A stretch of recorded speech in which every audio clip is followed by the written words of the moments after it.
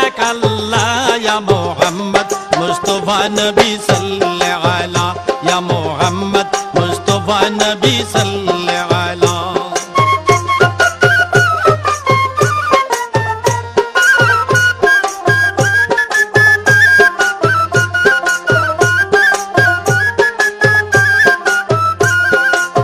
নবীজি আদম